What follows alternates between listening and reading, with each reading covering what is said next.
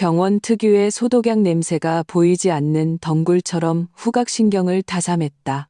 새하얀 형광등 불빛이 머리 위에서 쏟아져 내려 복도에 있는 모든 사람의 얼굴을 핏기 없는 종이처럼 비췄다.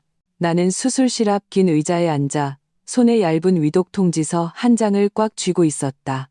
종이의 가장자리는 이미 내 손의 땀으로 눅눅해져 부드러워져 있었다. 이수아 씨, 수술비사 500만 원, 3일 안에 꼭 준비해 주셔야 합니다. 의사의 말이 귓가에 맴돌았다. 한 글자 한 글자가 무거운 망치가 되어 내 심장을 내리치는 것 같았다. 이 세상에서 나를 가장 사랑하는 남자, 나의 아버지가 지금 저 차가운 문 뒤에 누워 기계의 의지의 생명을 유지하고 계셨다. 나는 휴대폰을 꺼냈다. 긴장감에 손가락이 뻣뻣했다. 남편 박민준에게 전화를 걸었다. 첫 번째는 받지 않았다. 두 번째 역시 기나긴 통화 연결음만 들릴 뿐이었다. 내 마음은 차가운 바닷속으로 점점 가라앉았다. 우리 통장에는 분명 5억만 원이 있었다. 우리가 지난 몇 년간 모은 전 재산이었다. 원래는 더 넓은 아파트로 이사 가기 위해 모아둔 돈이었다. 하지만 지금은 아버지의 목숨을 구할 돈이었다. 세 번째 전화를 걸려던 순간 휴대폰 화면이 밝아졌다. 박민준이 보낸 카톡 메시지였다. 음성 메시지도 전화도 아니었다. 그저 한 줄의 차가운 글씨뿐이었다. 돈, 민호 차 사주는데 썼어. 다른 방법을 알아봐. 그 메시지 바로 뒤에는 은행 앱의 이체 확인증 캡처 화면이 첨부되어 있었다. 받는 사람 박민호. 이체의 금액 4억 500만 원. 시간은 30분 전이었다. 나는 그 숫자들을 눈도 깜빡이지 않고 쳐다봤다. 시야가 흐려지기 시작할 때까지 공기가 전부 빨려 나간 듯 폐부에서 날카로운 통증이 느껴졌다. 사람이 정말 한순간에 아무것도 느끼지 못할 수 있다는 것을 처음 알았다. 분노도, 슬픔도, 심지어 눈물도 없었다. 그저 죽음처럼 고요한 공백만이 존재했다. 마치 영혼이 몸에서 빠져나간 것처럼. 결혼 전 엄마가 내 손을 잡고 걱정스럽게 말씀하시던 것이 떠올랐다. 수아야, 박민준네 집안은 너무 복잡해. 그 사람은 탓대도 없고 시집가면 고생할 거다. 그때 나는 뭐라고 대답했던가. 엄마, 나한테 잘해주잖아.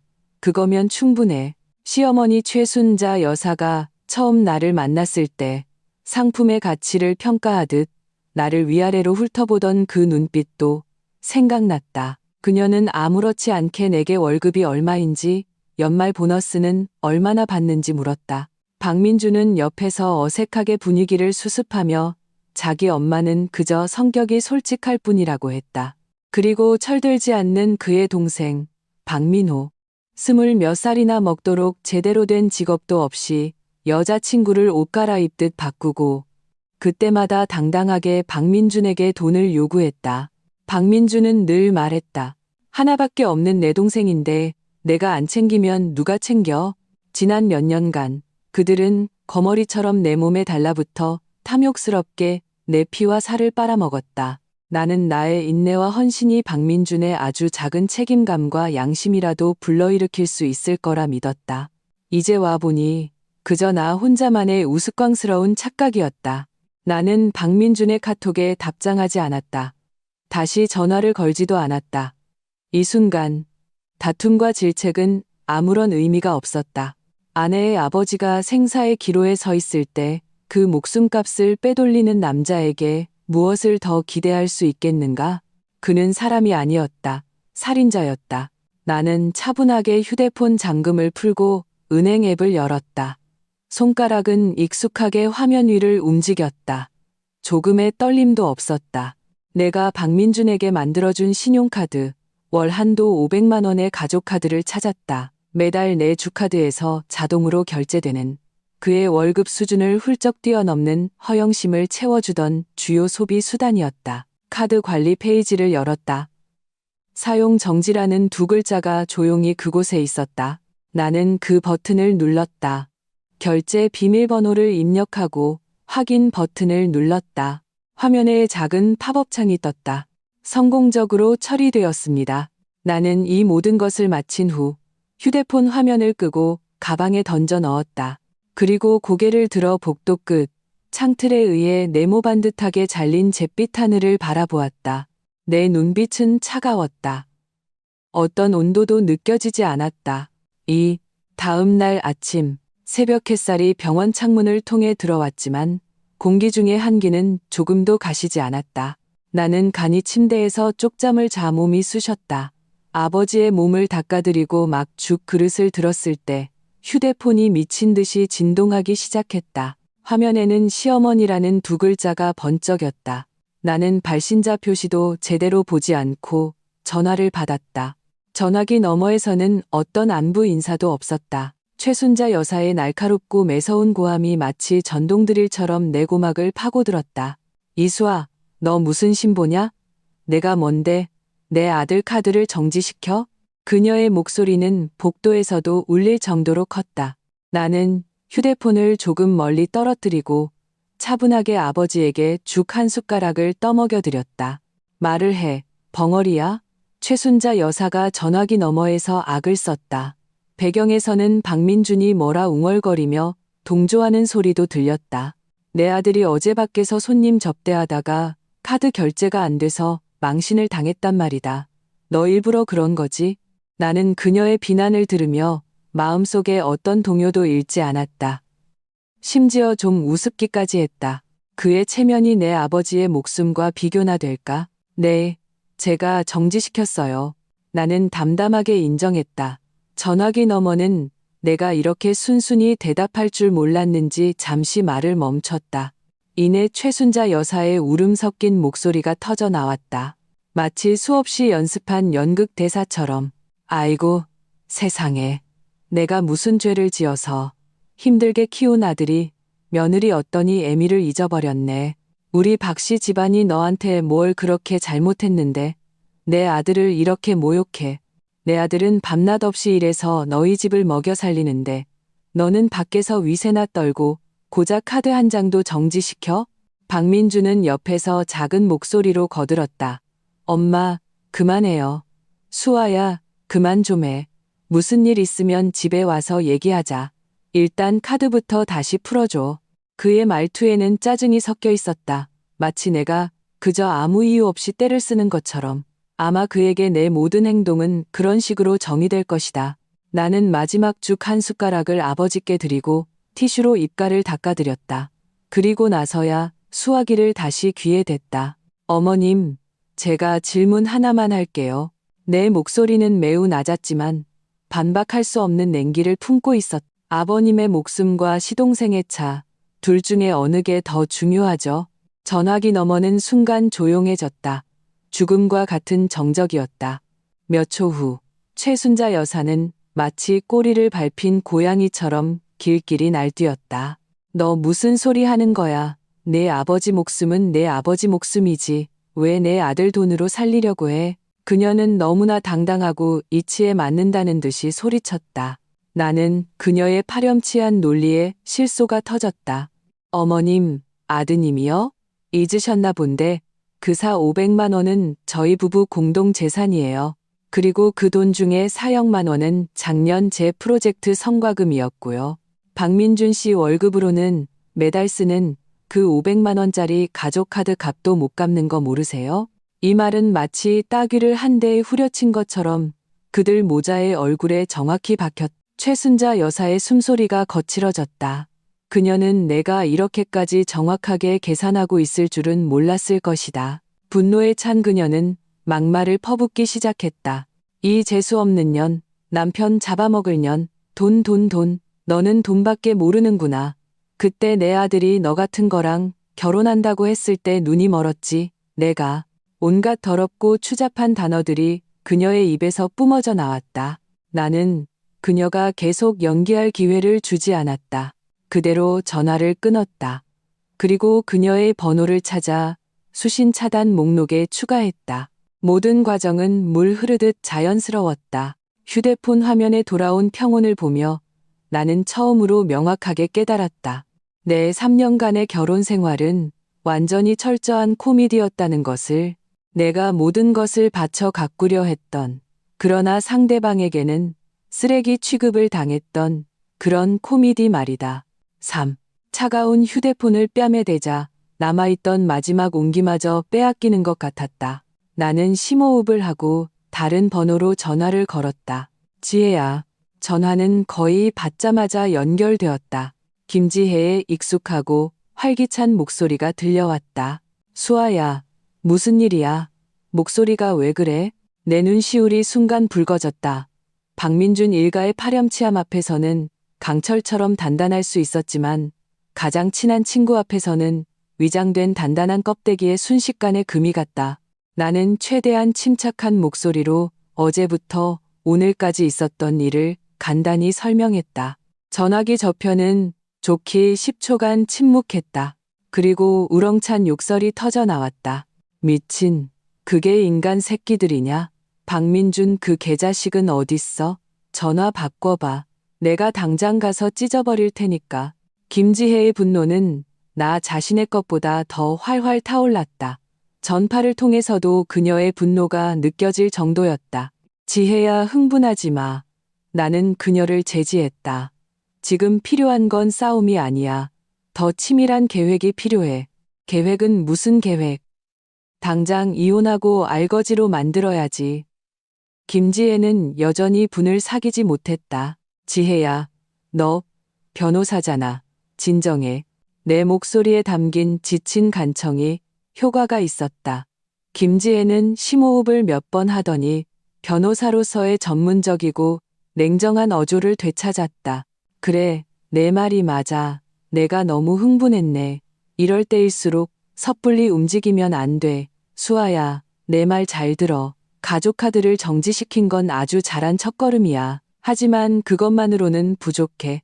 지금 당장 다른 공동재산을 보전해야 해. 우리 명의의 재산. 나는 중얼거리며 머리를 빠르게 굴리기 시작했다. 맞아. 집, 차, 예금, 주식, 펀드, 모든 것. 김지혜는 빠른 속도로 명확하게 말했다. 집은 결혼 후에 산 거고 우리 둘 공동 명의야. 차는 내 명이고. 하지만 예금이란 금융상품은 내 심장이 쿵 내려앉았다. 편의를 위해서, 그리고 과거의 신뢰 때문에 우리 집의 유동자산 대부분은 박민준 명의의 주거래 통장에 있었다. 심지어 내 일부 재테크 상품도 그의 계좌로 가입했다.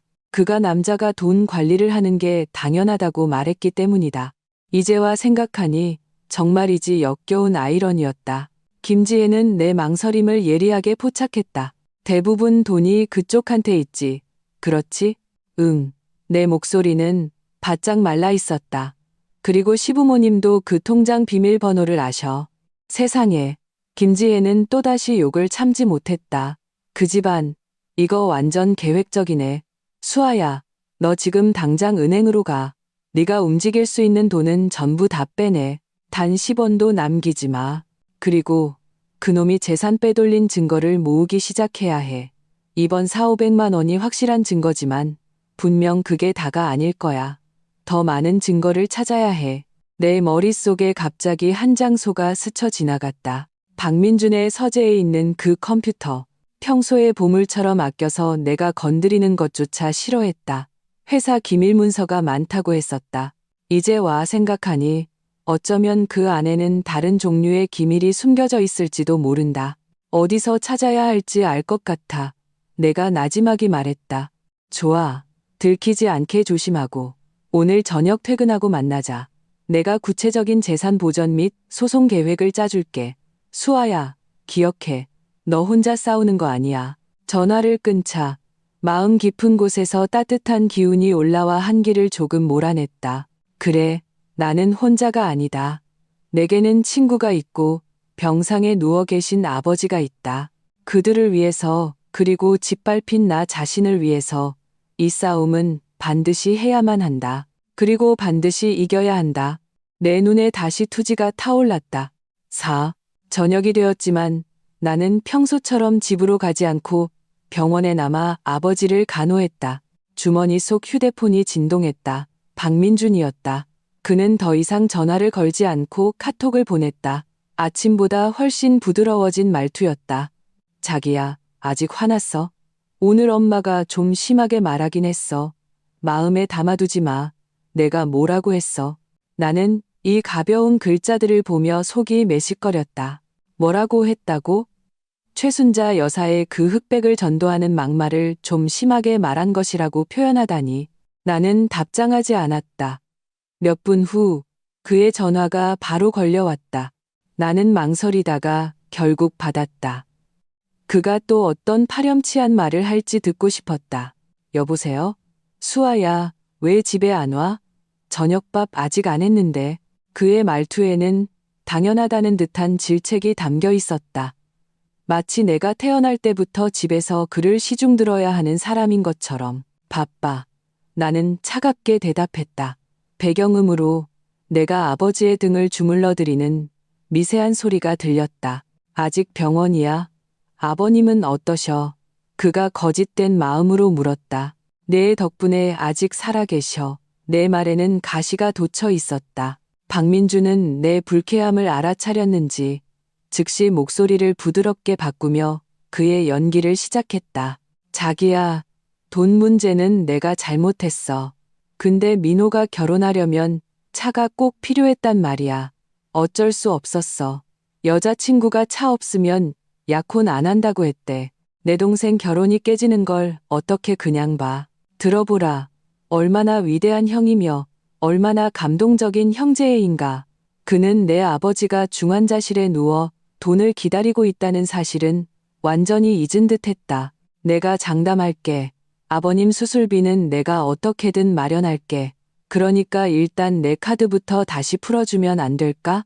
요즘 계속 접대해야 하는데 돈이 없어서 너무 불편해. 이것이 그가 전화를 건 진짜 목적이었다. 나는 기가 막혀 웃음이 나올 뻔했다. 뭘로 마련하게? 박민준 씨, 당신 월급 300만 원으로? 그 월급으로 담뱃값, 술값은 감당이 돼? 아니면 당신 그 쓰레기 같은 친구들한테 한턱 쏠 돈은 되고? 당신 스스로 잘 알 텐데? 내 말은 날카로운 칼이 되어 그의 위선적인 가면을 찢어버렸다. 전화기 너머의 숨소리가 순간 거칠어졌다. 그는 내 말에 할 말을 잃었다. 몇 초 후 위선적인 부드러움은 분노로 바뀌었다. 이수아, 적당히 해. 내가 좋게 말하니까 만만해 보여? 내가 경고하는데 오늘 카드 안 풀어주면 내 회사에 찾아가서 깽판 칠 거야. 내 동료들이랑 상사들이 네가 얼마나 지독한 여자인지 다 보게 할 거라고. 협박. 이것이 그가 궁지에 몰렸을 때 생각해낼 수 있는 유일한 수법이었다. 하지만 그는 계산을 잘못했다. 나는 비웃음을 터뜨렸다. 목소리에는 숨길 수 없는 경멸이 가득했다. 그래, 어디 한번 가봐. 마침 잘 됐네. 장인어른이 위독한데 그 목숨값으로 동생 차 사준 내 꼴도 다들 구경 좀 하게. 가보라니까. 지금 당장 가. 기다리고 있을게. 박민주는 완전히 속수무책이었다. 그의 협박은 내게 아무런 효과가 없었다. 전화기 저편은 오랫동안 침묵했다. 그가 이미 전화를 끊었다고 생각할 정도로 길었다. 그리고 그의 목소리가 다시 들려왔다. 피로와 애원이 가득한 목소리였다. 수아야, 우리 이러지 말자. 응, 우리 결혼 초에는 좋았잖아. 잊었어? 그는 또다시 감정에 호소하기 시작했다. 이미 빛바랜 추억으로 나를 무너뜨리려 했다. 하지만 내 마음은 그 이체의 내역 캡처를 본 순간 이미 죽어버렸다. 단단한 돌멩이는 악어의 눈물 몇 방울로 데워지지 않는다. 나는 그가 계속 말할 기회를 주지 않고 바로 전화를 끊었다. 내 마음은 조금의 동요도 없었다. 밤 11시. 병원 복도는 쥐 죽은 듯 조용했다.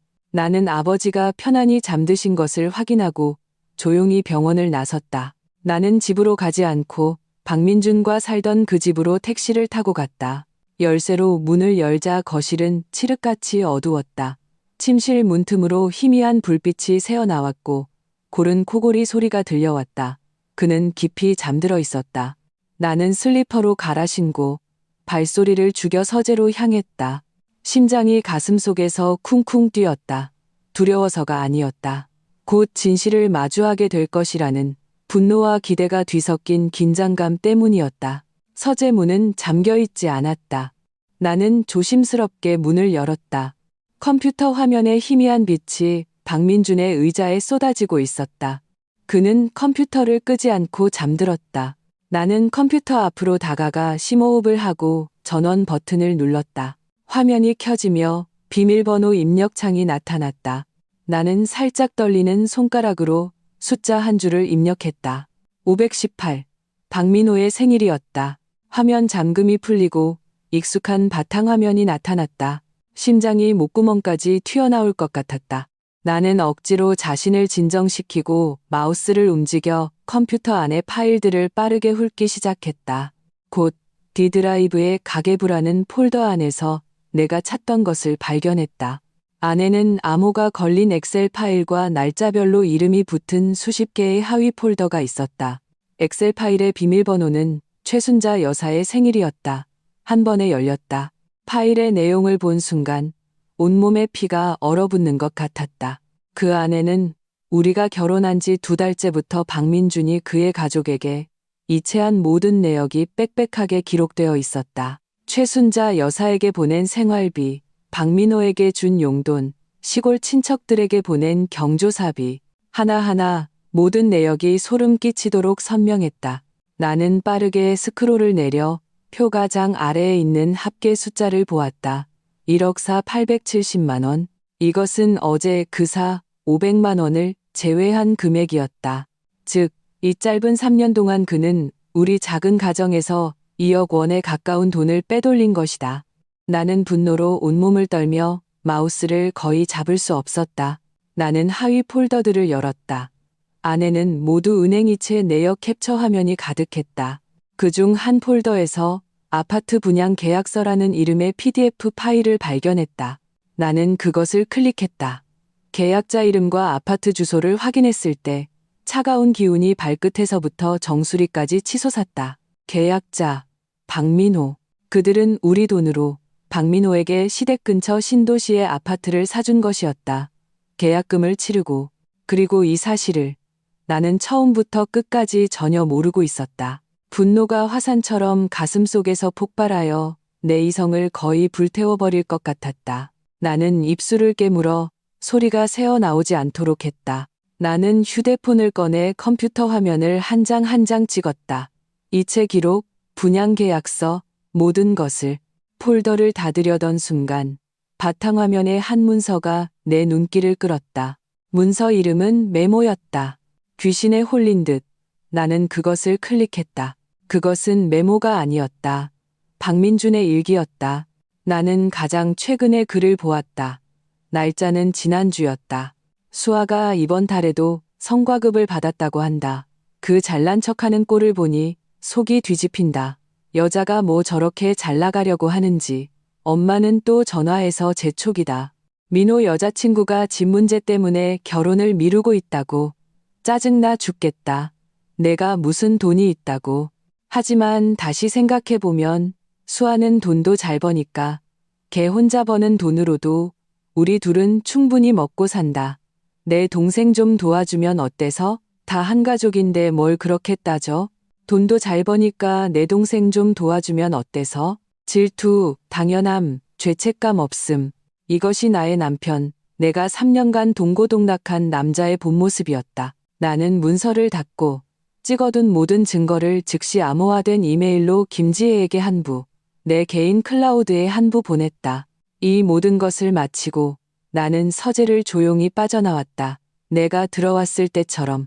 나는 침실 문 앞에 서서 침대에서 깊이 잠든 박민준을 바라보았다. 그의 얼굴에는 심지어 만족스러운 미소까지 번져 있었다. 무슨 좋은 꿈이라도 꾸는 모양이었다. 이 순간 그는 내게 더 이상 남편도 가족도 아니었다. 그저 나와 혼인신고서 한 장을 공유하는 낯선 사람이었다. 6. 다음 날 나는 더 이상 박민준과 그 집안의 지긋지긋한 일들을 생각하지 않았다. 내 모든 신경은 아버지에게 쏠려 있었다. 나는 주름과 검버섯이 가득한 아버지의 손을 잡고 돈 문제는 해결되었으니 안심하고 수술 준비를 하시라고 쓸데없는 생각은 마시라고 나지막이 말씀드렸다.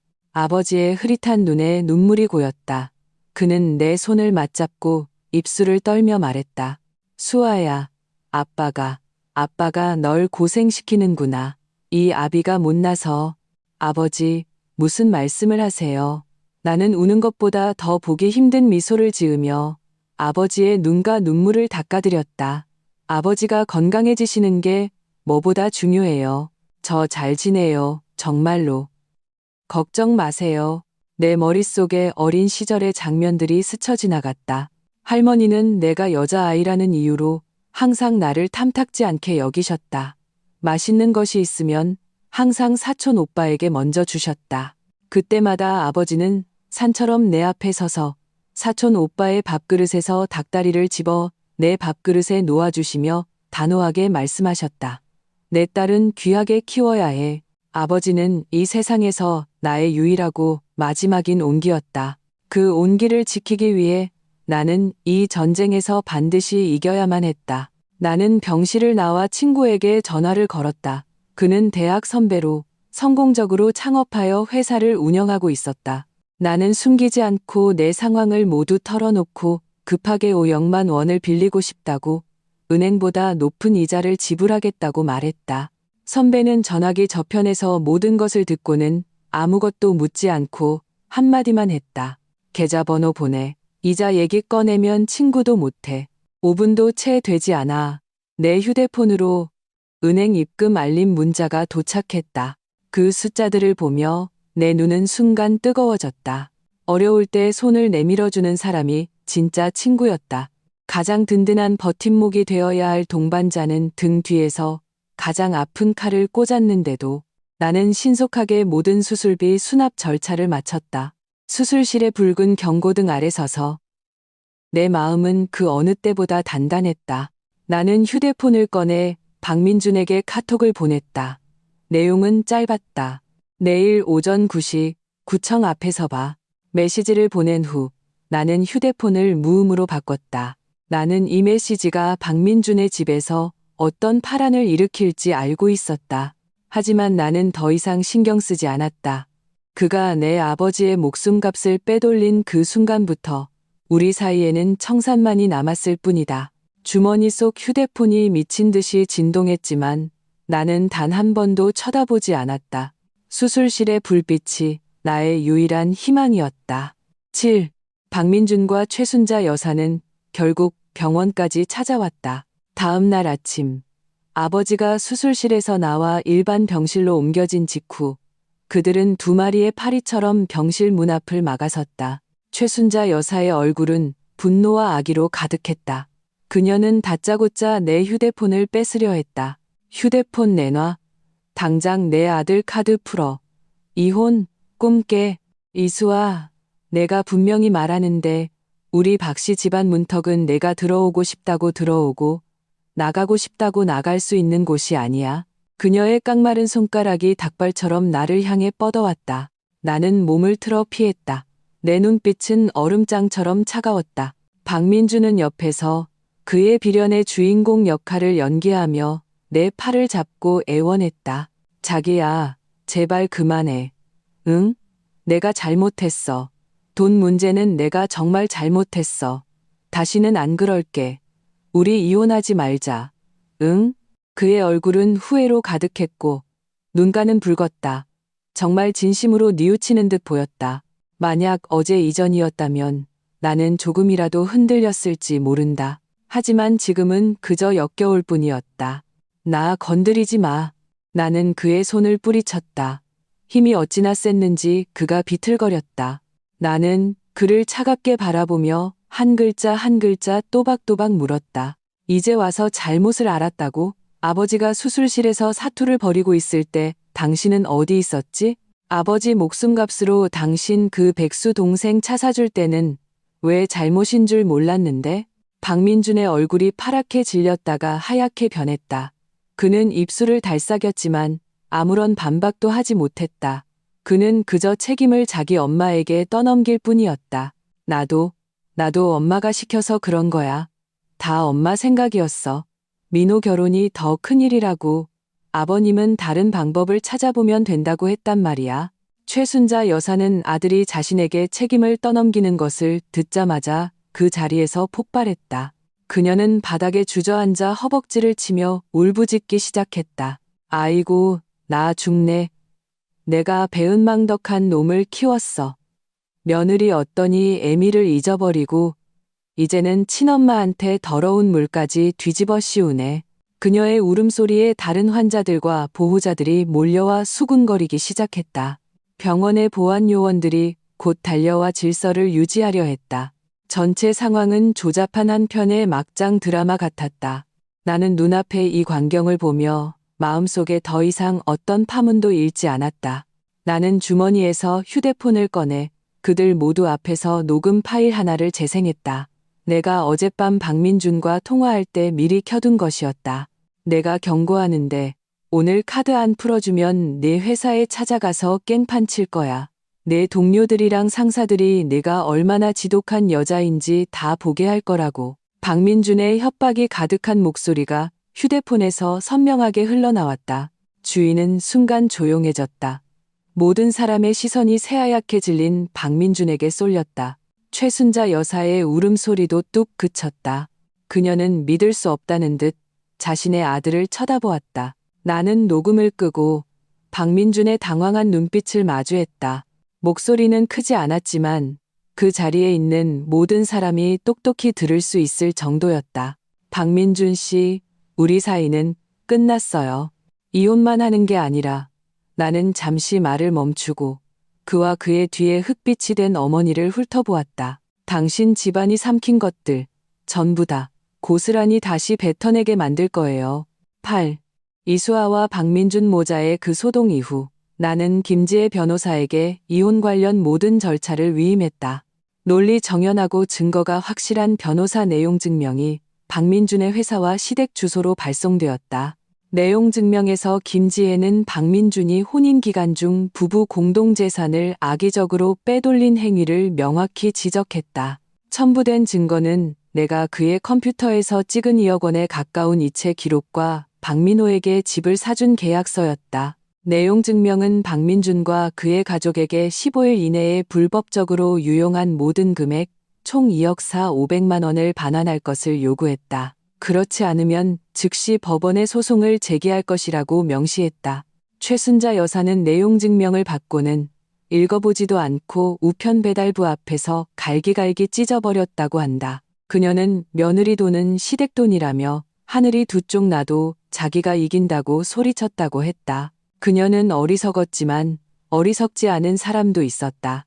새 차와 새 집을 갖게 될 뻔했던 그 귀한 아들.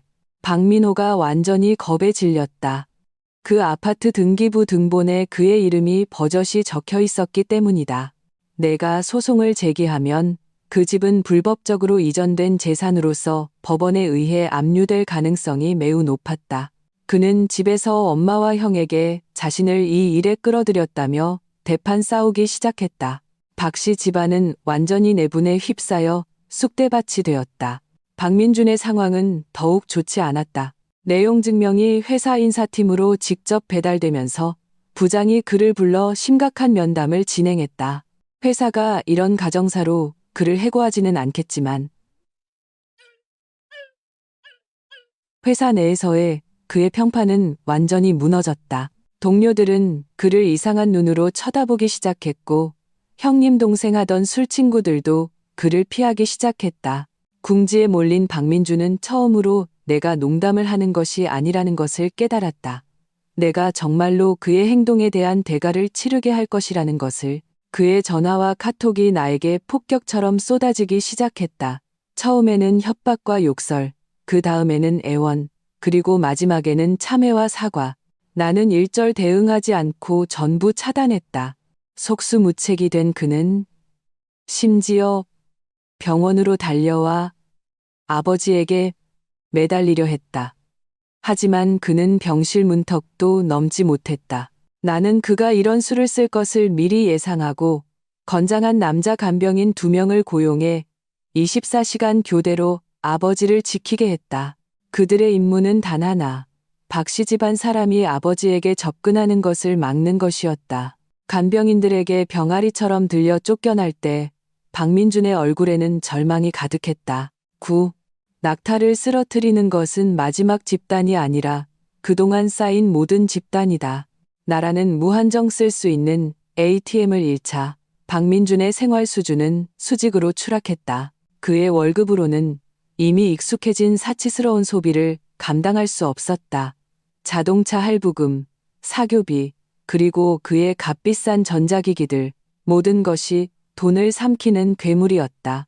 궁핍해진 그는 가족에게 도움을 청할 수밖에 없었다. 그는 최순자 여사를 찾아가 박민호에게 차 사준 돈을 우선 돌려달라고 했다. 하지만 최순자 여사는 돈통을 끌어안고 울며 돈이 다 동생 차 사는데 들어가서 한 푼도 못 움직인다고 했다. 그는 다시 박민호를 찾아갔다. 박민호는 더욱 파렴치한 얼굴로 돈이 이미 차로 변했는데 차를 팔 수는 없지 않냐며 형이 다른 방법을 알아봐라고 말했다. 박민주는 처음으로 가족에게 현금 인출기이자 도구 취급을 당하는 기분을 맛보았다. 그는 분노했고 억울했다. 그는 충동적으로 번호판도 달지 않은 박민호의 새 차를 팔러 가려 했다. 결과는 최순자 여사에게 따귀를 세차게 맞는 것이었다. 내 동생 결혼할 차에 손이라도 대봐. 박민준, 내가 말하는데 내 동생 결혼 망치면 넌 내 아들도 아니야. 어머니의 날카로운 저주와 동생의 차가운 눈빛이 두 개의 차가운 송곳이 되어 그의 마지막 심리적 방어선을 꿰뚫었다. 그는 마침내 무너졌다. 그는 그가 필사적으로 지키려 했던 그 원가족 안에서 자신의 모든 가치는 그저 귀한 동생의 길을 닦아주는 것뿐이라는 것을 깨달았다. 그는 그저 성인 마마보이 동생을 위한 등골 브레이커 형이었고 가치가 소진된 연금 같은 존재였다. 그날 밤 그는 만취 상태로 내가 임시로 머물던 오피스텔 건물 아래로 달려왔다. 그는 차가운 시멘트 바닥에 무릎을 꿇고 자신의 뺨을 때리고 또 때렸다. 눈물 콧물을 쏟아내며 내 이름을 마구 외치고 용서해달라고 빌었다. 건물 경비원이 그를 끌고 갈 때까지도 그는 계속해서 소리쳤다. 나는 위층 커튼 뒤에 서서 아래층에서 벌어지는 그 1인극을 차갑게 바라보았다. 내 마음에는 동정도 통쾌함도 없었다. 그저 죽음처럼 고요한 평온만이 있었다. 나는 알았다. 저것은 진정한 뉘우침이 아니었다. 막다른 길에 몰린 도박꾼이 흘리는 악어의 눈물일 뿐이었다. 10. 박씨 집안이 재산 반환을 거부함에 따라 나는 정식으로 법원에 이혼 소송을 제기했다. 재판 당일 나는 오랜만에 박민준과 최순자 여사를 만났다. 박민준은 몰라보게 수척해져 있었고 덥수룩한 수염의 눈빛은 흐리멍덩했다. 최순자 여사는 전투 준비를 마친 공격적인 모습으로 법정에서 자고로 며느리 돈은 시댁 돈이라며 궤변을 늘어놓았다. 박민준은 감정에 호소하려 했다. 그는 슬픈 어조로 우리가 처음 만나 사랑에 빠졌던 순간들을 회상하며 판사와 나의 동정심을 자극하려 했다. 나의 변호를 맡은 김지혜는 그들과 어떤 무의미한 말싸움도 하지 않았다. 그녀는 그저 차분하게 법정에 하나씩 증거를 제출했다. 은행 이체 내역, 아파트 분양 계약서, 통화 녹음 파일, 그리고 박민준의 일기 캡처 화면까지. 김지혜가 맑고 냉정한 목소리로 장엄한 법정에서 그 문장을 읽어 내려갔을 때 걔는 돈도 잘 버니까 내 동생 좀 도와주면 어때서? 법정 전체가 술렁였다. 나는 박민준의 얼굴이 순식간에 시체처럼 잿빛으로 변하는 것을 보았다. 그는 피고인석에 주저앉아 더 이상 한마디도 하지 못했다. 최순자 여사는 옆에서 포기하지 않고 아들이 효자라 그렇다. 내가 너무 예민하게 군다고 변명하다가 판사에게 3번이나 경고를 받고서야 마지못해 입을 다물었다. 김지혜는 여기서 멈추지 않았다. 그녀는 박민준이 혼인 기간 중 나에게 경제적 통제와 정신적 압박을 가한 증거를 추가로 제출했다. 그가 여러 차례 내게 월급 통장을 내놓으라고 요구하고 내 직업적 가치를 폄하했던 카톡 대화 기록들이었다. 판사는 피고인석에 넋이 나간 채 앉아있는 박민준과 원고석의 산더미처럼 쌓인 증거들을 번갈아 보며 눈빛이 매우 엄격해졌다. 재판 과정 내내 나는 시종일관 평정을 유지했다. 다만 그 일기 내용이 공개되었을 때 내 입가에서는 조롱 섞인 미소가 흘러나오는 것을 참을 수 없었다. 박민준 씨, 아마 이게 당신 인생에서 가장 영광스러운 순간일 거야. 12일, 법원의 판결은 신속하게 내려졌다. 결과는 의심의 여지가 없었다. 판사는 나의 소송 청구를 거의 전부 받아들였다. 박민준과 그의 가족에게 악의적으로 빼돌린 부부 공동재산 총 2억 4,500만 원을 기한 내에 반환하라고 판결했다. 박민호 명의의 아파트는 구입 자금의 출처가 불법적이므로 법원에 의해 압류되었고 박씨 집안은 그에 상응하는 현금을 상환해야만 압류를 해제할 수 있었다. 우리가 결혼 후 함께 구입했던 아파트는 나에게 귀속되었고 나는 박민준에게 2억 원의 재산 분할금만 지급하면 되었다. 판결문이 나왔을 때 박민준과 최순자 여사는 완전히 넋이 나갔다. 2억 4,500만 원, 거기에 내가 지급해야 할 2억 원을 빼도 그들이 당장 마련해야 할 현금은 4,500만 원이었다. 하지만 압류된 아파트 값을 생각하면 그들이 갚아야 할 돈은 눈덩이처럼 불어났다. 이미 바닥난 그들의 가정에게 이것은 천문학적인 숫자였다. 그들이 할 수 있는 유일한 방법은 박민호의 새 차를 파는 것. 심지어 지금 살고 있는 낡은 집까지 팔아야 할지도 모르는 상황이었다. 박민호의 결혼은 당연히 깨졌다.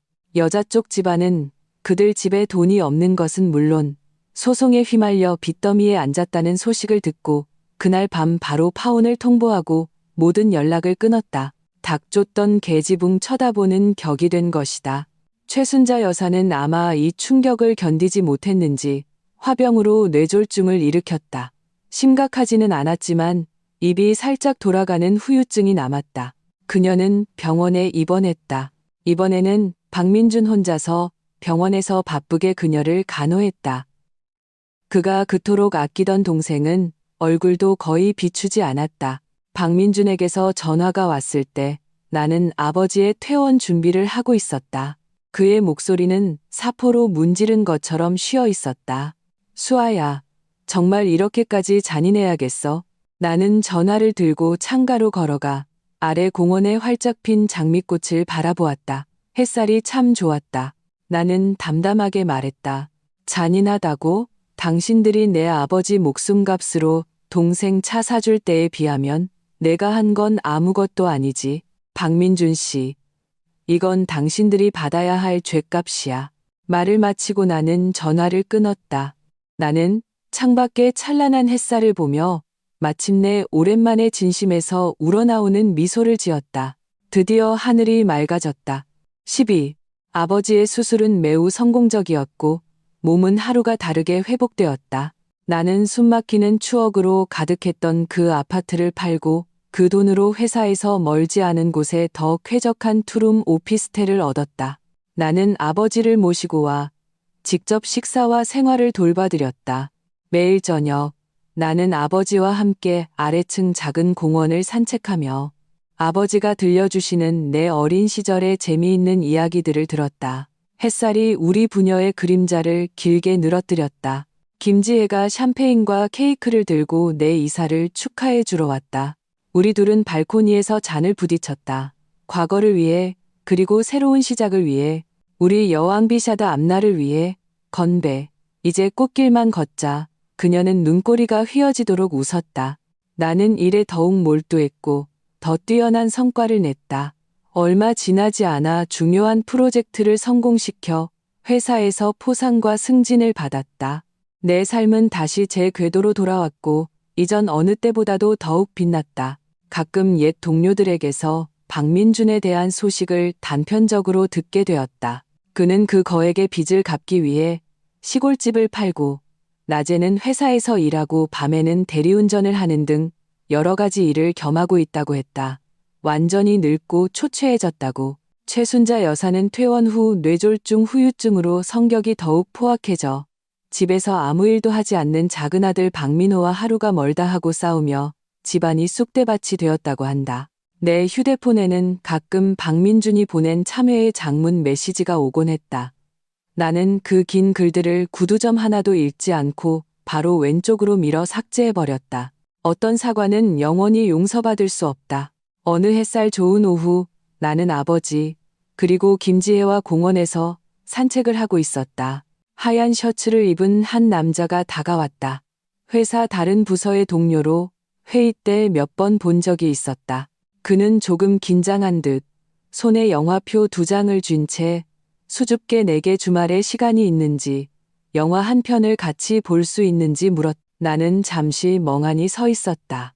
옆에 있던 김지혜는 내게 윙크를 했고 아버지는 풍경을 보는 척했지만 입가에는 흐뭇한 미소가 걸려 있었다. 나는 눈앞에 이 남자를 바라보았다.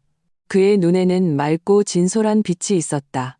나는 웃으며 햇살을 마주하고 고개를 끄덕였다. 좋아요. 나의 새로운 삶은 이제 막 시작되었다. 두 번째 이야기.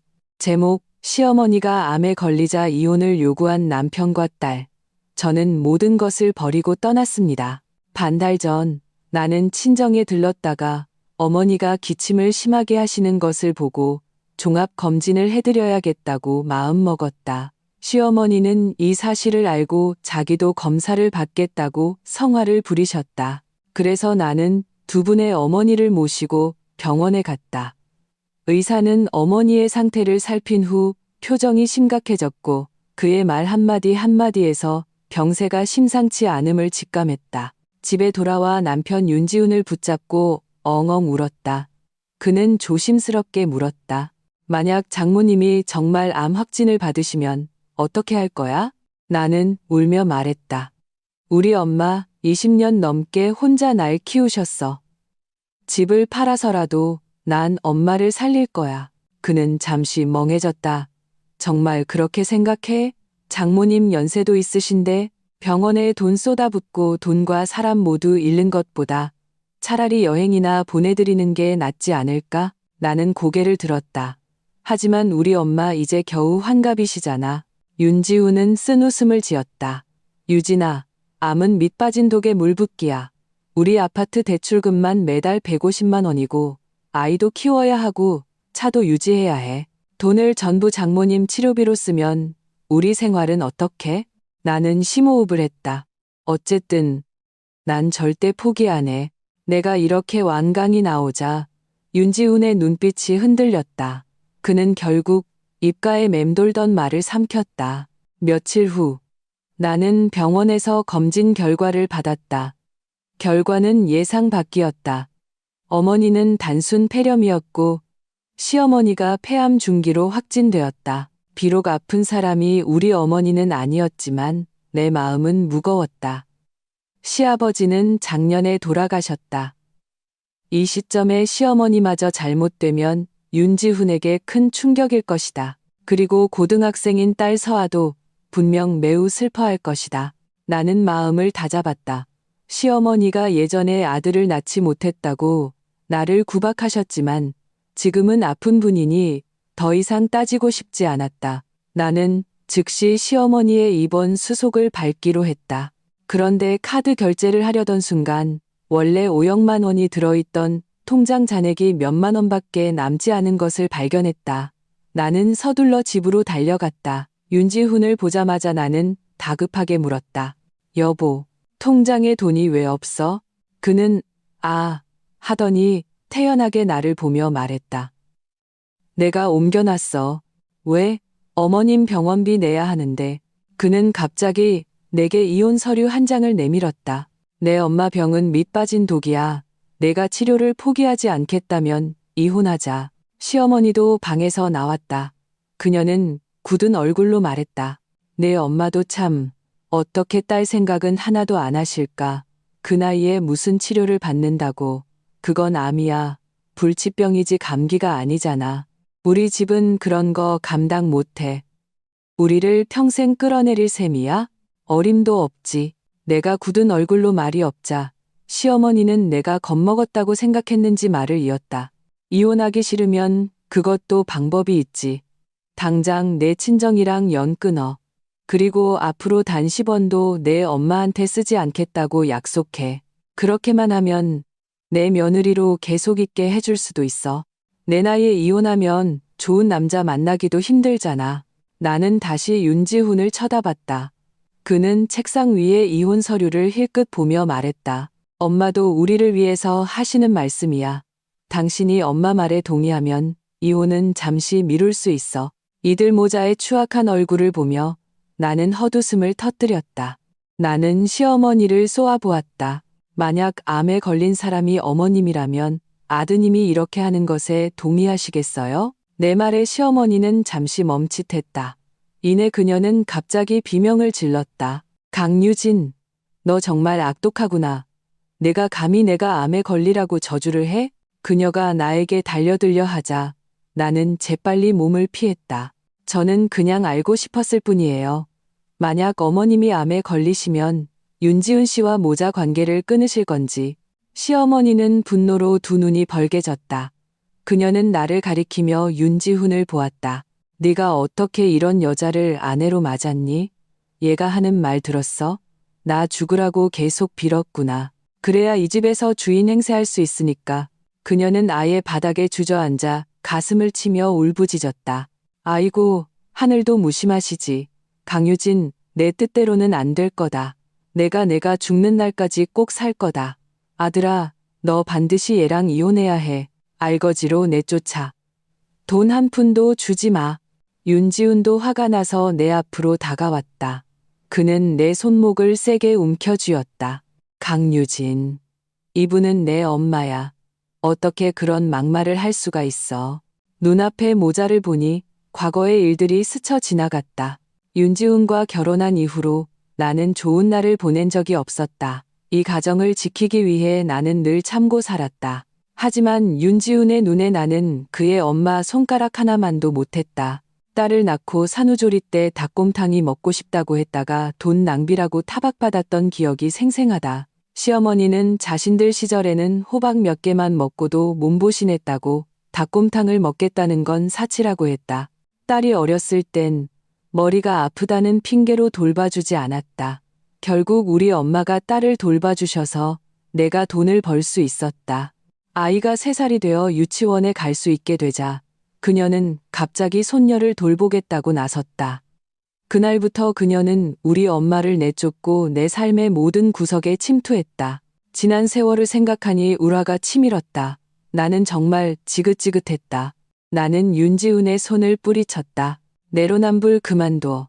난 그냥 알고 싶을 뿐이야. 당신 엄마가 암에 걸리면 정말 여행이나 보내드릴 건지. 윤지훈은 나를 가리켰다. 너 정말 미쳤구나. 좋은 말을 해줘도 몰라. 당장 나가. 이혼 무조건 할 거야. 나는 그 말을 듣고 주머니에서 시어머니의 검진 결과서를 천천히 꺼냈다. 그리고 그들 앞에서 불로 태워버렸다. 그래, 이혼 안 하는 쪽이 개자식이다. 나와 윤지훈이 이혼한다는 소식을 듣고 딸 서아가 내 방문을 열었다. 엄마, 정말 아빠랑 이혼할 거야?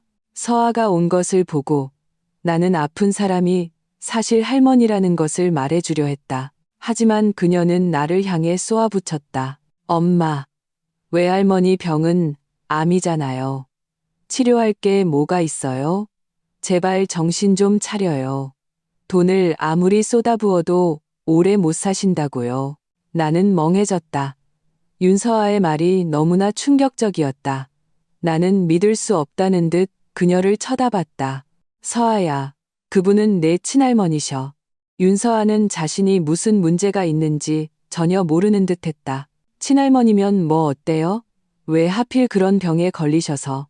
엄마, 제 생각도 좀 해줘요.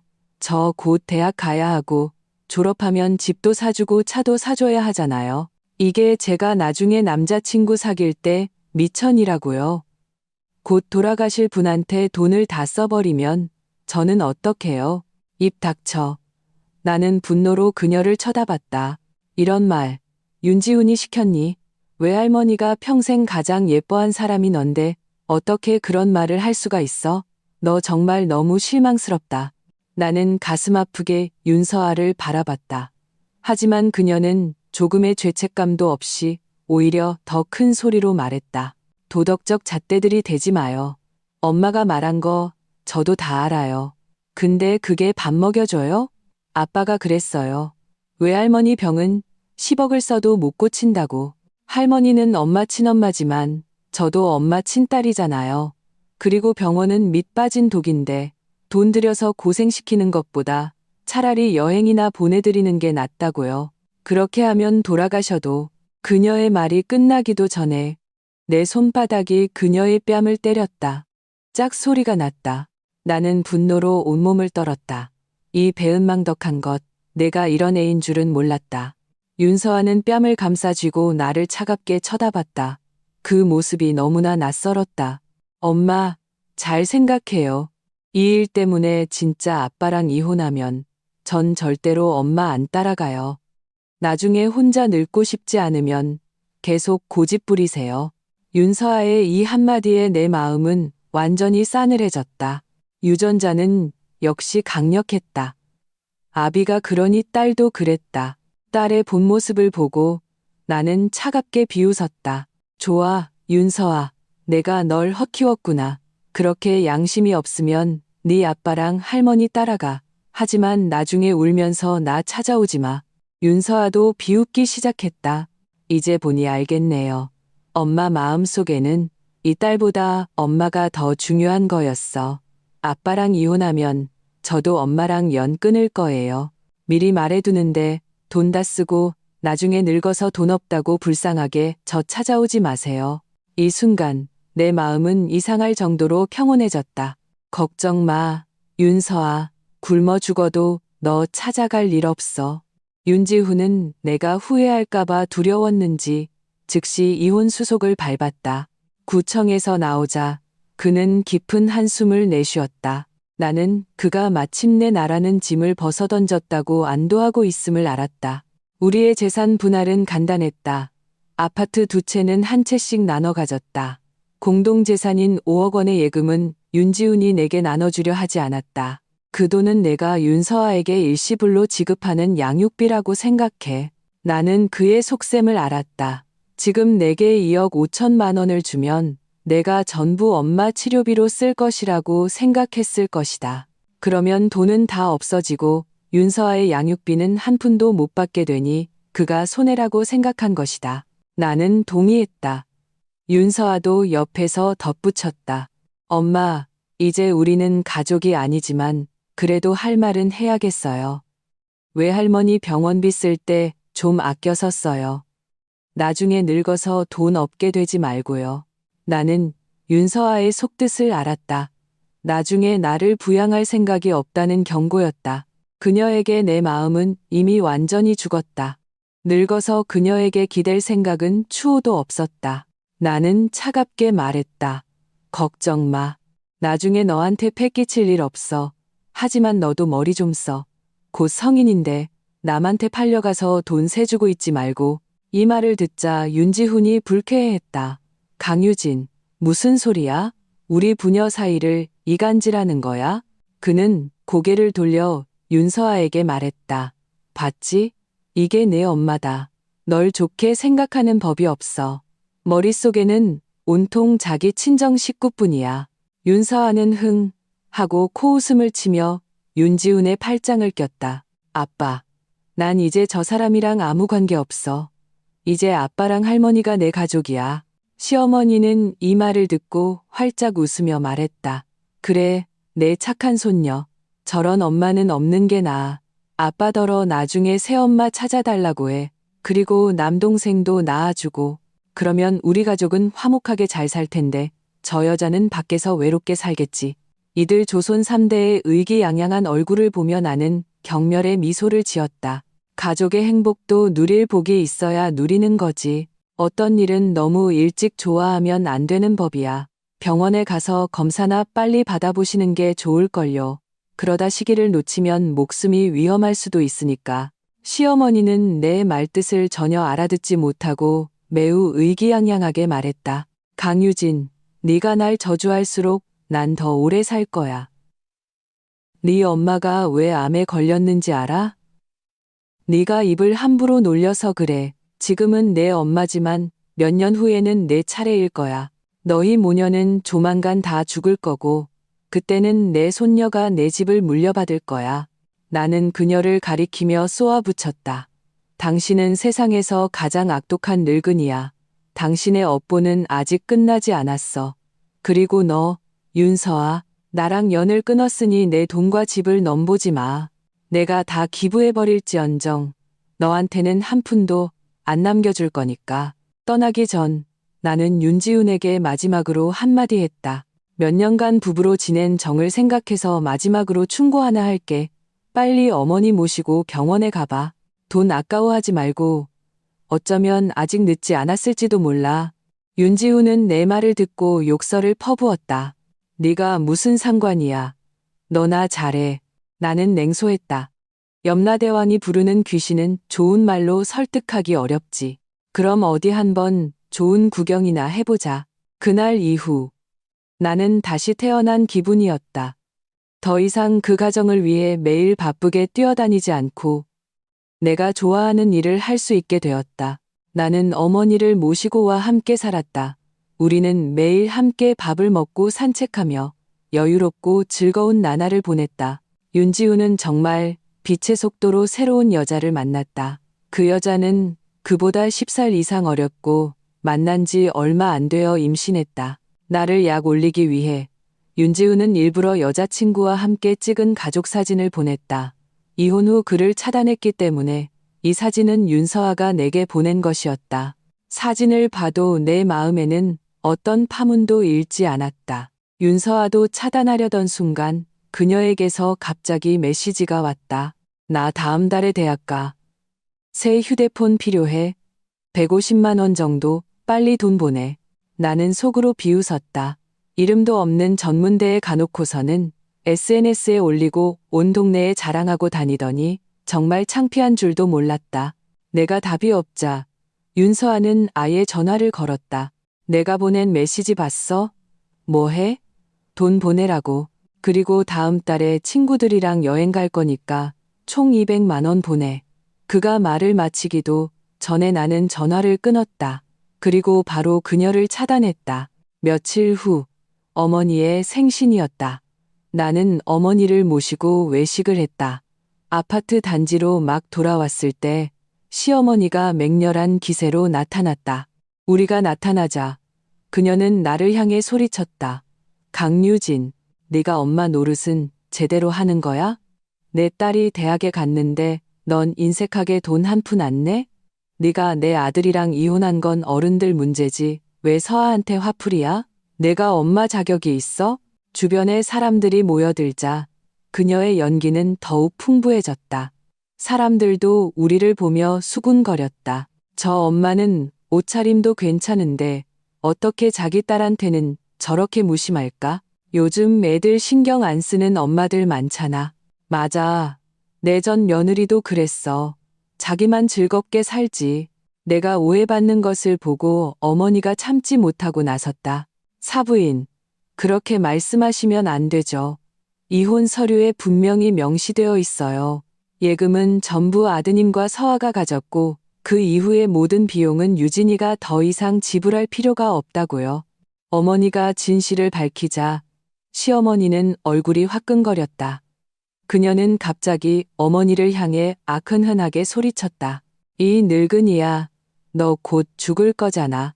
며칠 못 살 거면서 왜 아직도 설치고 다녀? 어머니는 멈칫했다. 무슨 말씀이세요? 시어머니는 어머니의 반응을 보고 무언가 깨달은 듯했다. 어머나, 아직 모르셨나 보네. 그녀는 의기양양하게 나를 쳐다봤다. 시시시, 강유진, 너 정말 효녀구나. 아직도 진실을 말 안 했어? 그녀는 팔짱을 끼고 거만한 태도로 내게 말했다. 내가 눈치가 있으면 지금 당장 0만 원 내놔. 내 딸 대학 등록금이라고 생각해. 돈 안 내면 내가 지금 진실을 말해버릴 거야. 내가 이 비밀을 터뜨리면 무슨 결과가 초래될지 알지? 이 순간의 시어머니는 나를 완전히 쥐고 흔드는 모습이었다. 문득 나는 지난 10여 년의 결혼 생활 동안 겪었던 악몽 같은 날들이 떠올랐다. 어머니는 불안한 얼굴로 나를 보았다. 유진아, 대체 무슨 일이야? 나는 어머니를 안심시켰다. 엄마 괜찮아. 그냥 구경이나 해. 그리고 나는 시어머니 앞으로 다가가 머리부터 발끝까지 그녀를 훑어보았다. 벌써 두세 달이 지났는데 어쩜 이렇게 기운이 좋으세요? 회광반조인가? 시어머니는 나를 노려보았다. 내 X 같은 소리 집어치워. 내가 회광반조겠지. 나는 몸이 아주 건강해. 나는 그녀의 귀에 입을 가까이 대고 속삭였다. 요즘 어디 불편한 데는 정말 없으세요? 시어머니의 눈빛이 확연히 흔들렸다. 무슨 말을 하고 싶은 거야? 나는 하하 웃었다. 밤에 기침을 자주 하고 아침에 일어나면 가슴이 아프기 시작하죠? 그녀는 그 말을 듣고 재빨리 손으로 가슴을 움켜쥐었다. 내가 어떻게 알아? 나는 한 걸음 뒤로 물러나며 가볍게 한숨을 쉬었다. 제가 윤지훈 씨한테 진작에 말했잖아요. 어머니 모시고 병원에 가보라고. 그가 제 말을 귓등으로 들었나 보네요. 시어머니의 얼굴이 순식간에 변했다. 그녀의 시선이 좌우로 흔들리며 극도로 불안해졌다. 나는 아랑곳하지 않고 이번에는 내가 팔짱을 끼고 여유롭게 말했다. 정말 운명의 장난이네요. 원래는 우리 엄마 검사 받으러 간 건데 엄마는 단순 염증이고 당신 결과가 폐암이라니 안타깝네요.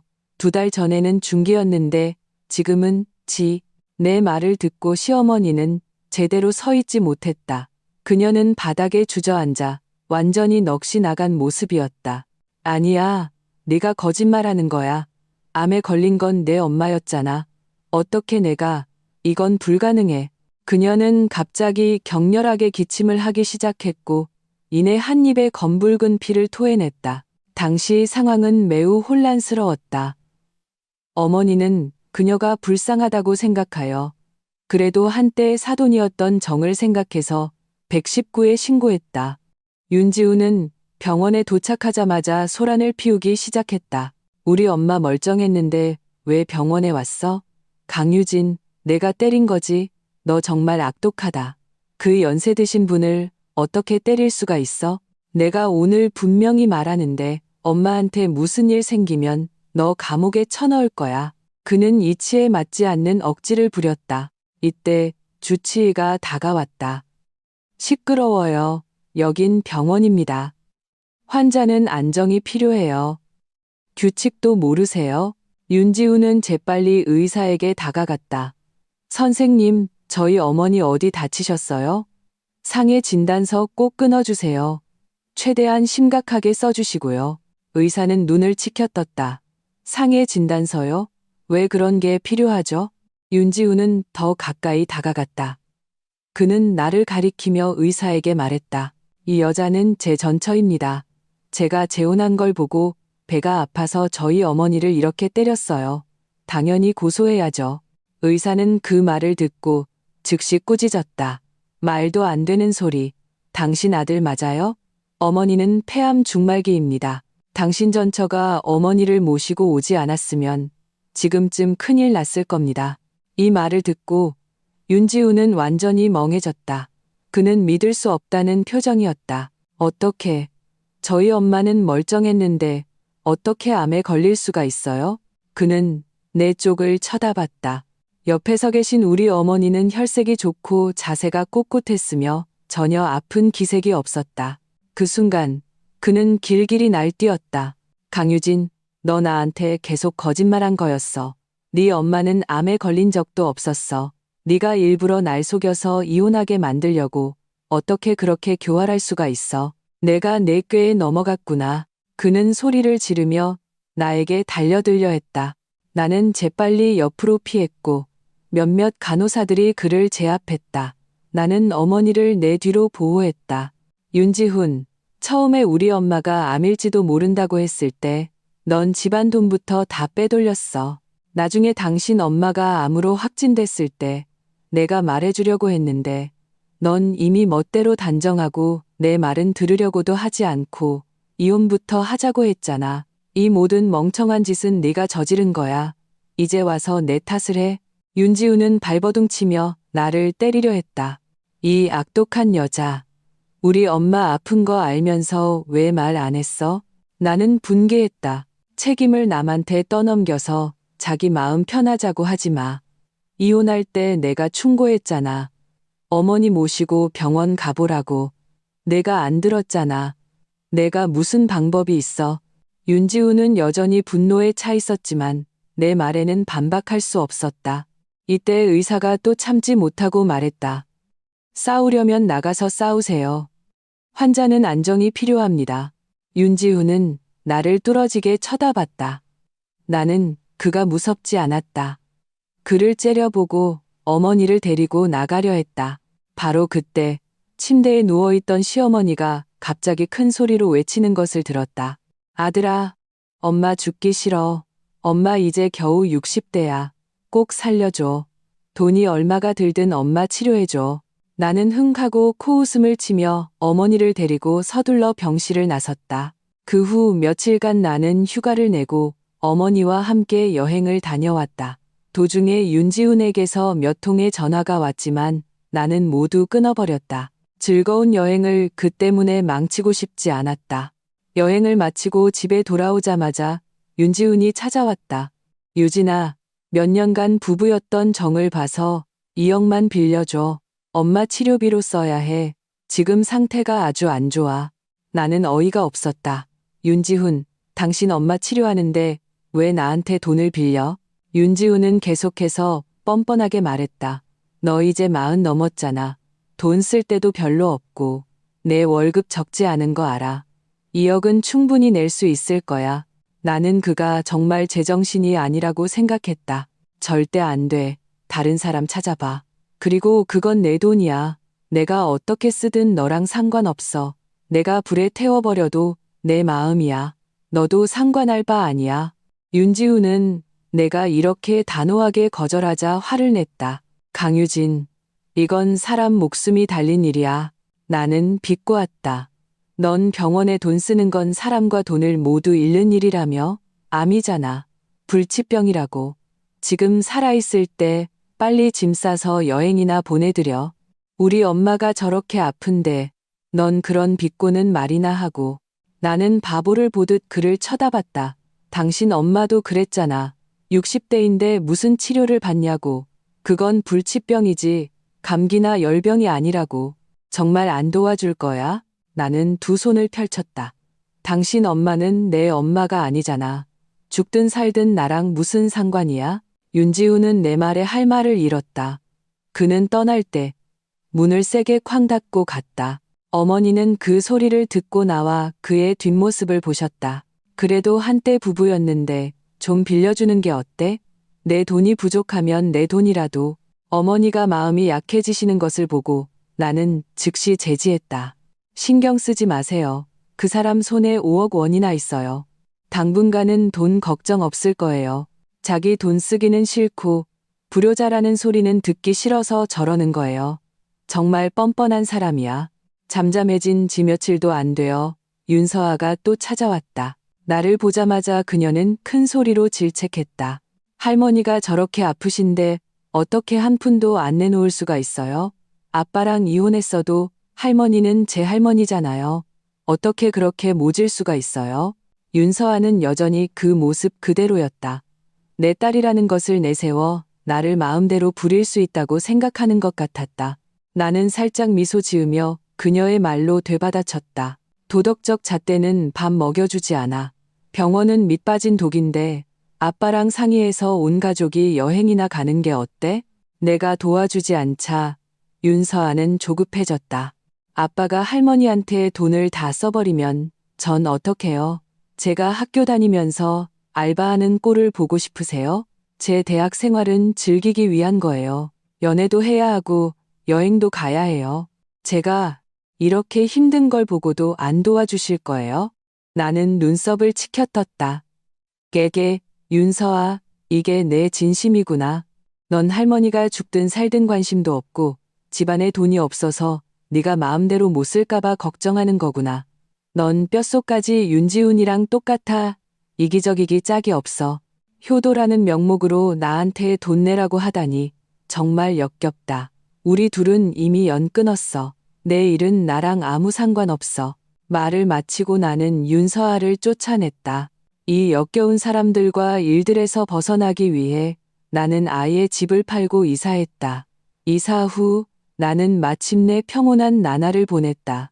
어느 날 나는 친구의 산부인과 검진에 동행했다. 입원동을 막 지나가는데 앞에 사람들이 모여 있는 것을 보았다. 고개를 들어보니 입원동 2층 발코니에 환자복을 입은 아주머니가 서 있었다. 그녀는 큰 소리로 울부짖으며 눈물을 흘렸다. 내 인생은 왜 이렇게 기구한가. 힘들게 아들 하나 키웠더니 이제 병들었는데 아들이 돈 아까워서 치료도 안 해주네. 내가 살아서 뭐하나. 목소리가 귀에 익었다. 자세히 보니 뛰어내리려는 여자는 바로 내 전 시어머니였다. 그녀는 멀리 서 있는 윤지훈을 가리켰다. 내가 다 알아봤어. 이 병, 미국 가면 고칠 수 있대. 날 미국에 보내주지 않으면 내가 여기서 뛰어내릴 거야. 윤지훈과 옆에 있던 의료진이 서둘러 그녀를 설득했다. 아들이 끝까지 고개를 젓자 전 시어머니는 아예 바닥에 누워 소리쳤다. 하늘이시여, 제가 무슨 죄를 지어서 이런 불효자를 낳았습니까? 눈이 있으면 지금 당장 벼락을 내려 저놈을 죽여주세요. 나는 속으로 비웃었다. 저 늙은이는 저 지경에 이르러서도 입이 저렇게 험악하구나. 자기 친아들까지 저주하다니. 이 광경을 보니 마음이 심란해져 더 이상 보고 싶지 않았다. 나는 친구의 팔짱을 끼고 산부인과 건물로 향했다. 친구가 초음파 검사를 받는 동안 나는 심심해서 주변을 둘러보았다. 갑자기 뒤에서 누군가 나를 불렀다. 돌아보니 윤지훈이었다. 오랜만에 보니 많이 초췌해져 있었다. 내가 입을 열기도 전에 그가 내 앞으로 다가왔다. 강유진, 역시 날 잊지 못했구나. 그 말을 듣고 나는 어리둥절했다. 복합하고 싶은데 체면 때문에 말은 못하겠고 그래서 몰래 병원에 와서 우리 엄마를 보러 온 거구나. 내가 널 알아챌 기회를 주려고. 내 말이 맞지. 그의 자기도취적인 모습을 보니 나는 정말 어이가 없었다. 나는 그를 향해 눈을 흘기고 돌아서려 했다. 그가 내 앞을 가로막았다. 강유진, 내가 집 한 거 알아. 너 지금 돈 많잖아. 빨리 돈 내놔. 나는 웃음이 터질 뻔했다. 윤지훈, 지금 무슨 소리 하는 거야? 우리 엄마 미국 보내서 수술받게 해야 해. 12억 원 필요해. 네가 판 집 15억 아니었어? 그 돈으로 우리 엄마 치료하면 딱 맞겠네. 그는 너무나 당당하게 말했다. 나는 거의 웃음을 터뜨릴 뻔했다. 돈은 내 건데 왜 너한테 줘? 내가 우리 엄마 치료비 내주면 우리 복합할 수 있어. 나는 하고 소리냈다. 너 새 부인 있지 않아? 내 아이도 가졌고. 계산해보면 곧 태어날 텐데 이 시점에 나랑 복합하겠다고? 이 말을 듣자 윤지훈의 눈에 갑자기 불꽃이 튀었다. 그 쌍년이 우리 엄마 치료비 내기 싫대. 우리 엄마 병은 밑빠진 독이라나. 치료 포기 안 하면 나랑 이혼한대. 나는 푹 하고 웃음이 터져나왔다. 그 여자 말이 아주 틀린 건 아니네. 너도 예전에 나한테 그렇게 말했잖아. 부부끼리 잘 상의해봐. 병원에 돈 쏟아붓고 사람과 돈 모두 잃는 것보다 어머니 모시고 여행이나 가는 게 더 행복하잖아. 윤지훈의 얼굴 근육이 경련을 일으켰다. 나는 그가 화를 내고 싶어 한다는 것을 알았다. 하지만 그는 결국 참았다. 유진아, 예전 일은 다 내 잘못이야. 다시 한번 기회를 줘. 네가 우리 엄마 치료비만 내주면 내가 당장 그 쌍년이랑 이혼할게. 우리 가족 다시 시작하자. 사실 우리 사이 감정이 깨진 건 아니잖아. 너도 어쩔 수 없이 나랑 이혼한 거고. 나는 소름이 돋아 옆으로 비켜섰다. 제발 너희 가족끼리 잘 살아. 그 지긋지긋한 일에 나는 다시는 엮이고 싶지 않아. 이 말을 하고 나는 그의 어깨를 툭툭 치고 망설임 없이 떠났다. 그 후 한동안 나는 일에 몰두했고 생활도 점차 안정되었다. 어느 날 퇴근하는데 회사 문 앞에 서 있는 윤서아를 보았다. 반년 만에 처음 보는 모습이었다. 머리부터 발끝까지 저렴한 옷차림이 그녀를 예전과 전혀 다른 사람처럼 보이게 했다. 무슨 일이야? 윤서아는 내 차가운 태도에 아랑곳하지 않고 다가와 나를 붙잡고 울기 시작했다. 그 죽일 놈의 할머니 때문에 미치겠어요. 아빠한테 집 팔아서 자기 치료하라고 닥달했어요. 우리는 월세방 사는데 자기는 하루에 수백만 원짜리 중환자실에 있어요. 그러면서 여기저기 전화해서 우리 욕해요. 우리가 자기를 외국에 안 보내준다고, 우리가 자기 죽기만 바란다고. 엄마, 저 결심했어요. 엄마 따라갈래요. 그 집, 정말 더는 못 있겠어요. 나는 그녀의 손을 뿌리쳤다. 이제 와서 후회해? 늦었어. 법적으로 넌 윤지훈한테 갔어. 그리고 내 모든 양육비도 내가 일시불로 다 줬어. 돈 필요하면 그 사람한테 가서 달라고 해. 내가 직접 나를 다시는 안 보겠다고 했잖아. 그러니까 우리 둘은 이제 아무 관계 없어. 윤서아는 화를 냈다. 엄마가 관계 없다고 하면 끝이야. 나중에 엄마 늙고 병들면 결국 내가 돌봐야 하잖아요. 엄마가 죽으면 장례식도 내가 치러야 하고. 엄마, 이제 40 넘어서 애도 못 낳잖아요. 엄마 돈, 나 안 주면 누구한테 줘요? 설마 남한테 다 줄 거예요? 이 말이 나오자 나는 더 이상 참을 수 없었다. 짝, 짝. 나는 앞으로 가서 그녀의 뺨을 2대 때렸다. 윤서아, 똑똑히 들어. 난 너한테 기댈 생각 추호도 없어. 내가 외할머니 암 걸렸다고 했을 때 했던 말들, 나 지금도 똑똑히 기억해. 남이든 아니든 상관없어. 나중에 나를 부양하고 장례 치러주는 사람한테 내 돈 다 줄 거야. 넌 한 푼도 못 가져가. 지금 당장 꺼져. 내 말을 듣고 윤서아는 굳은 얼굴로 나를 쳐다봤다. 이렇게까지 나오신다면 저도 가만히 있지 않을 거예요. 그 순간 나는 윤서아가 대체 무슨 짓을 하려는 건지 이해하지 못했다. 며칠이 지나 나에 대한 영상이 인터넷에 퍼지고 나서야 나는 윤지훈과 윤서아에게 함정에 빠졌다는 것을 알았다. 그 영상은 나와 그 부녀의 대화를 몰래 찍은 것이었다. 물론 그들에게 불리한 부분은 이미 다 편집되었다.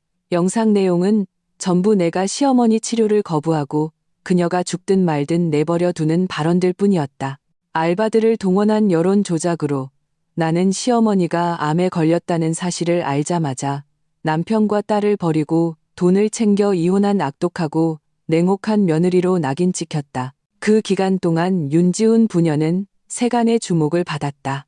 그들은 인터넷에서 노인 치료를 위해 얼마나 힘들게 살고 있는지 눈물로 호소하며 네티즌들의 도움을 요청했다. 그들은 온라인 모금을 시작했고 곧 기부금이 모였다. 나는 천하의 몹쓸 년이 되었다. 진실을 모르는 네티즌들은 나에게 언어폭력을 가했고 심지어 내 생활과 직장에 몰래 나타나 내 차에 돌멩이를 던지기도 했다. 그 부녀가 가장 의기양양할 때 나는 반격을 시작했다. 윤지훈과 몇 년을 살았는데 그가 어떤 사람인지 나는 잘 알고 있었다. 이혼 전 그와의 대화는 모두 녹음해 두었다. 그 녹음 파일에는 그가 우리 엄마가 암에 걸렸다고 생각했을 때 내게 했던 냉혹하고 무정한 말들이 고스란히 담겨 있었다. 윤서아가 나중에 회사에 찾아왔을 때 나는 녹음을 준비하지 않았지만 우리 회사 건물 아래에는 CCTV가 있었다. 그래서 그녀의 추악한 얼굴도 대중 앞에 드러났다. 뿐만 아니라 나는 당시의 이혼 서류도 공개했다. 거기에는 내가 윤서아의 생활비를 더 이상 지급하지 않는 이유가 윤지훈이 이미 우리 공동 재산 5억 원을 빼돌렸기 때문이라고 명시되어 있었다. 모든 증거가 공개되자 네티즌들은 자신들이 속았다는 것을 알게 되었다. 그들은 윤지훈 부녀에게 즉시 기부금을 반환할 것을 요구했고 그렇지 않으면 사기죄로 고소하겠다고 했다. 결국 윤지훈이 인터넷을 이용해 한몫 챙기려던 계획은 완전히 무너졌다. 그는 중병에 걸린 어머니와 임신한 아내를 데리고 내 회사 건물 아래로 찾아왔다.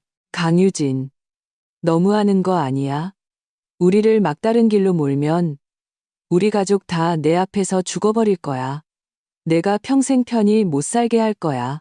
나는 건물에서 내려가지도 않고 바로 경찰에 신고했다. 더 이상 시달리지 않기 위해 나는 회사를 그만두고 어머니를 모시고 다른 도시로 떠났다. 윤서아는 다른 휴대폰 번호로 내게 전화를 걸었다. 아빠가 등록금 안 줘. 할머니 치료비로 돈 다 썼다고 나보고 알바해서 벌래. 나는 커피를 마시며 말했다. 알바해서 학비 버는 건 정상이지. 그녀는 조급해했다. 하지만 제가 몇 살이라고요? 제가 무슨 돈을 벌어요? 나는 하하 웃었다. 배달, 택배, 할 일은 많잖아. 영상 편집 같은 것도 잘하잖아. 내 말에 윤서아의 말투가 바뀌었다. 엄마, 제가 잘못했어요. 전 언제나 엄마 딸이에요. 우리가 가장 가까운 사이잖아요. 저를 모른 척 하시면 안 돼요. 걱정 마세요. 나중에 제가 꼭 엄마 부양하고 장례 치러드릴게요. 나는 창밖의 차들을 바라보았다. 내 목소리만 들어도 역겨워. 꺼져. 나는 이 도시에서 새로운 삶을 시작했다. 가끔 친구가 전화해서 그녀가 아는 소식들을 전해주었다. 전 시어머니는 병원에서 가장 비싼 약으로 목숨을 연명하고 있었다. 이미 위독한 상태였지만 그녀는 여전히 외국에 가서 수술받겠다고 소리쳤다. 윤지훈이 움직이지 않자 그녀는 기자들을 불러 자신이 얼마나 힘들게 살았는데 결국 이런 배은망덕한 아들을 키웠다고 울부짖었다. 윤지훈의 새 아내는 더 이상 참을 수 없었다. 그녀는 만삭의 몸으로 윤지훈에게 이혼을 요구했다. 윤지훈이 끝까지 거부하자 그녀는 마침내 진실을 털어놓았다. 그녀의 뱃속 아이는 윤지훈의 아이가 아니었다. 그녀는 그저 윤지훈을 아빠로 이용했을 뿐이었다. 윤지훈은 그 말을 듣고 아내를 무자비하게 폭행했다. 여자는 유산했고 경찰에 신고했다. 윤지훈도 고의 상해죄로 경찰에 체포되었다. 기다리던 아들도 잃고 집에 남은 돈은 새 아내가 챙겨 달아났다. 병원에 누워있던 전 시어머니는 치료비도 끊겼다. 그녀는 끔찍한 꾀를 생각해냈다. 갓 18살이 된 윤서아를 늙은 노총각에게 시집 보내려 한 것이다. 그 남자가 할머니인 자신에게 2억만 원의 예단을 주겠다고 약속했기 때문이다. 윤서아가 죽어도 싫다고 하자 그녀는 침대에 누워 욕을 퍼부었다. 너희들은 하나같이 이 늙은이를 생각 안 하는구나. 내가 얼마나 더 살겠다고. 그깟 일도 안 해주다니. 내 그 양심 없는 엄마랑 똑같아. 윤서아는 결국 동네 양아치와 함께 도망쳤다. 시어머니는 완전히 버려졌다. 그녀는 병원에서 월세방으로 보내졌고 춥고 습한 방에 누워 며칠을 끙끙 앓다가 죽었다. 이 소식을 들었을 때 내 마음은 매우 평온했다. 전화를 끊자 어머니가 부엌에서 나오셨다. 저녁은 돼지갈비찜이야. 내가 제일 좋아하는 거. 나는 네. 하고 대답하며 어머니의 팔짱을 꼈다. 그 순간 나는 행복했다.